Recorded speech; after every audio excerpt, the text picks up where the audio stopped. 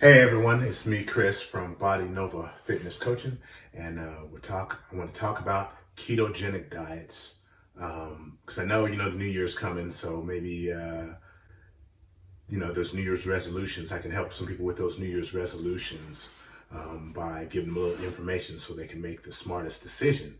A lot of the times when these fads go out there, it's just any and everybody speaking on these fads, and they don't understand them, nor have they even tried them, and they act like it's something new. Heck, I've been reading again about uh, ketogenic diets. So it was back in '96. Dan Duchesne made a book called Body Opus.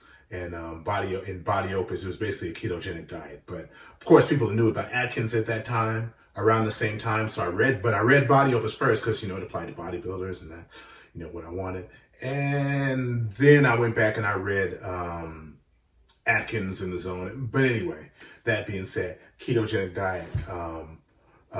There's different types and different kinds, and also different strategies. It doesn't always just have to be eat no carbs and things like that. And there's some nuances to it. And so I want to get you guys thinking about that. But with that being said, most people look at ketosis and it's just a low carb or zero carb diet, 50 grams or less or something like that.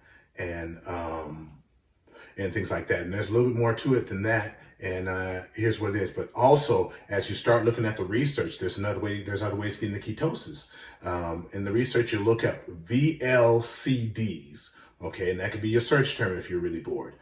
Very low calorie diets. And you're talking like maybe 8 times your body weight in terms of calories or less.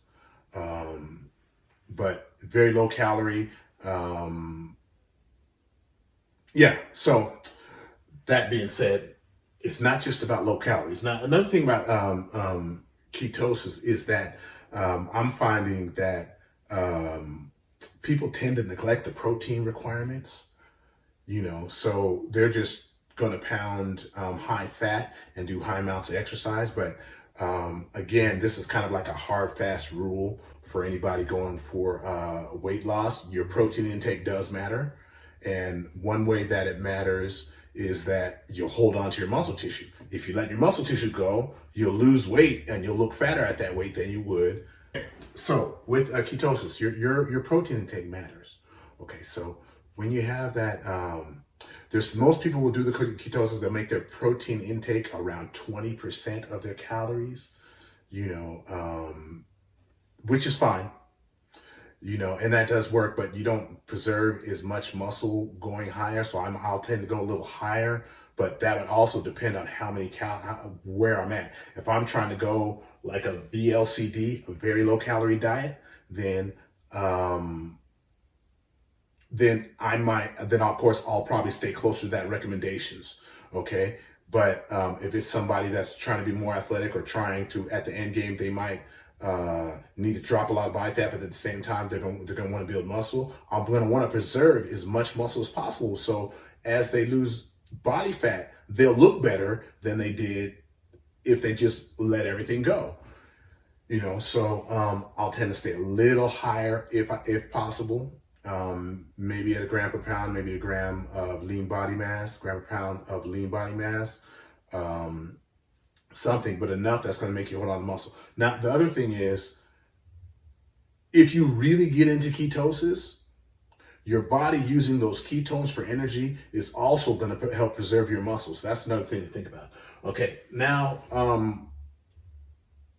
one of the books I've read on this, gosh, a long time ago, is by Mauro Di Pasquale. I wrote 3 books of his on this, but the first book was the anabolic diet. And he used this with bodybuilders to get the bodybuilders very lean. They tried to start a alternate bodybuilding organization back in the mid to late 80s, maybe early 90s, called the, was it WBF? I can't remember the name of the organization, but I think it was the WWF tried to start that organization, and they were pushing for drug-free bodybuilding. So they took all the regular bodybuilders that were drugged up, got them off the drugs, and,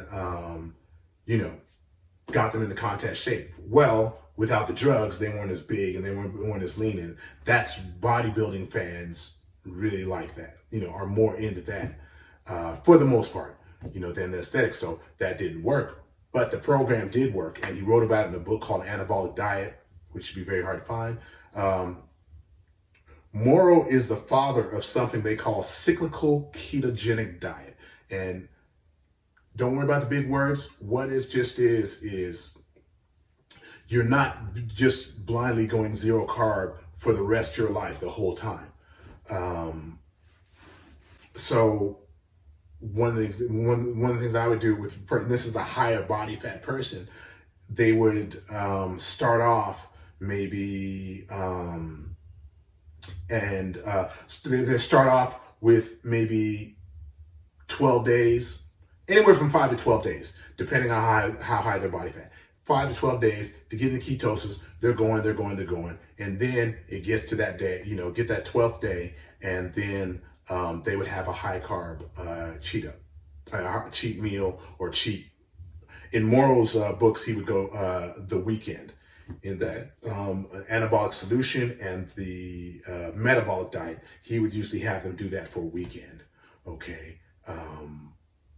Now, there's advantages to this because if you're into ketosis for a long time, your thyroid really likes to run off of carbs. So it'll go, once you've exhausted the stored glycogen, which is the carbohydrate, that stored carbohydrate in the muscle or the liver, once you've exhausted that and you got down into ketosis, all right, and you get in there for a while, your thyroid doesn't run the way that it should. Okay. So what Morrow did there is he would have you go high carbs for a little bit, 24 to 48 hours. All right. And then return back into the program. And then, a lot of people would be warm, be really, really warm as their metabolism started going again and things like that. And that's a really good strategy, especially people like this time of year, people around social events and stuff like that. Like when I did mine, it was Thanksgiving. And I knew I was going to be around people Thanksgiving and, a lot of cases being ketogenic on Thanksgiving, if you don't want, if that's not your end all or you don't care to be, is not a great strategy. So what I did was I started and I was 10 days out and or 10 to 12 days into it. And 2 days later was Thanksgiving. So it didn't make sense for me to be ketogenic, go out for 2 days and go right back in on Thanksgiving. So I just said, hey, the hell with it. So I went all the way through to Thanksgiving. All right. And then I had my carb up for the Thursday and Friday, right back into Saturday, handling business. All right. So that is a form of cyclical ketogenic, a cyclical ketogenic diet. All right. Now, there's certain things that influence this because a lot of the people, they just say, okay, ketosis is for everyone. And it's like, I don't really believe that. I think that's BS. There are certain body types, and I think I did a video on somatotypes. This comes out first, sorry, but if that one comes out first, the ectomorphs, usually ectomorphs are not function well with carbs and really don't function as well in ketogenic diets. People who are very lean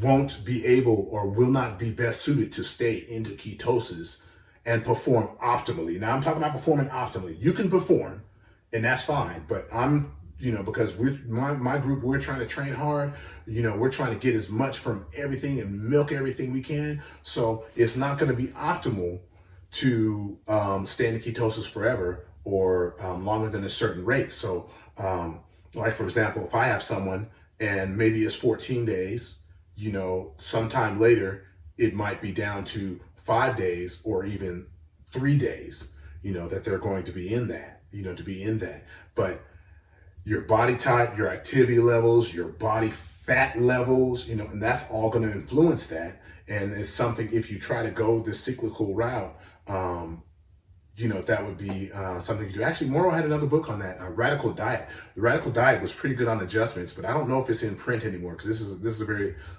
very old book. The Radical Weight Loss Diet.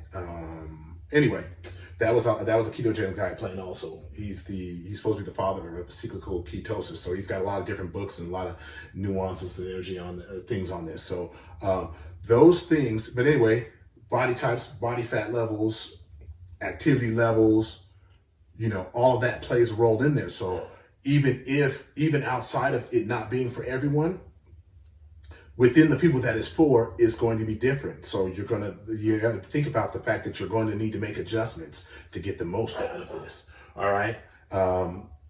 Here's the other thing. Old school people, most people think of it as like Atkins. There's different types of keto. Now, I'm old school. Okay. So when I look at it, it's all ketosis. Ketosis is ketosis. But younger new school cats, and I don't hate you, I got mad love for you because you guys are defiant people and you're my type of people. All right. So, but with the younger generation, everything has a label. Everything is, for branding and things like that. So there's a cyclical keto, there's dirty keto, there's clean keto. The dirty keto, if you read Atkins' diet, you're doing things like bacon and eggs and unhealthy foods and stuff like that. Because the high carb, get you away from the high carb food so it tastes good, so you can get into ketosis, and that's fine. That works very well. They'll usually recommend, I believe it's 70 to 75% of your intake be from fat. People are using butter and coconut oil. I like coconut oil on ketogenic programs because those MCTs can be used for energy. So you can have coconut oil or MCTs, to cook your food in, or just spoon it before, at the meal before your workouts, and that can provide you energy with which to get through your workouts. You can also buy MCT oil. I haven't done that, so I couldn't tell you how it tastes. But I can tolerate coconut oil, and I hate coconut. The other thing is, so with getting to that, people are doing clean keto, and they're trying to, they'll use fibrous vegetables. Fibrous vegetables, you don't absorb the carbs. They talk about net carbs. So if I have celery, there's so many grams of carbs in it. I can eat a cup, of celery, and there's, I'm not going to absorb the carbs because it's mostly fiber. Okay. So they would do that to help their health, and to get nutrients and get more fullness, so they can, so they won't be hungry. Celery, spinach, lettuce. There's a list of fibrous carbs. If you need it, inbox me. I can send you one. Of fibrous veggies, I wouldn't use corn. Well, I wouldn't use carrots. Or I would use them very sparingly because that can knock you out of ketosis, and that's the whole thing. To do it right, to do it optimally, you want to measure. People are now measuring to make sure that they're into ketosis so they can figure out their strategy for winning. But back in the day, it was all about keto sticks, and people would use keto sticks, and oh gosh, keto sticks doesn't say I'm in it. Oh my gosh, the world's about to end, and SBS. Okay, and that's why I wrote here, keto sticks suck. I hope that's not a brand. If it's a brand, forgive me, people. I'm gonna tell you why keto sticks suck. Okay, your body could be using the ketones for energy, so when it comes time for those ketones to escape in your urine, they're being used for energy, so they're not going to be found in your urine. So you could be into ketosis and not actually have ketones in your urine. So that's why I'm not cool with keto sticks for measuring ketosis. But they have a breath analyzers for ketosis now, and blood, some people blood, but I know a lot of you guys, aren't down with blood and pricking your fingers and stuff like that. So the breath is fine. The breath is just not going to be as good as the blood. All right. But anyway, yeah. So with the ketogenic diets, you want to make sure that you want to choose a strategy that you can best run with, and then you time those carb up days properly. You don't just go half-assed. You gotta, you have to kind of go after it. You know what I mean? And once you go after it, understand that your weight is going to go up, because each gram of carb that you're not going to store, from eating that large amount of carbs, is going to drag 3 times as much water with it. So if you go up 3, 4, 5 pounds after the carb up, it's going to be okay once you those carbs drop back off again. So you don't want to like measure the day before your carb and then your carb up and then compare it to the day right after your carb up or during your carb up. You don't want to do that. It's going to be bad. So I would compare the day before, the morning before I actually put the carbs into my system, and maybe compare that to the next morning that you put the carbs into your system, and that's all right. Okay, so that's a few things to think about. If you guys have any more questions, inbox me, email me, whatever it is, and I'll get right to them.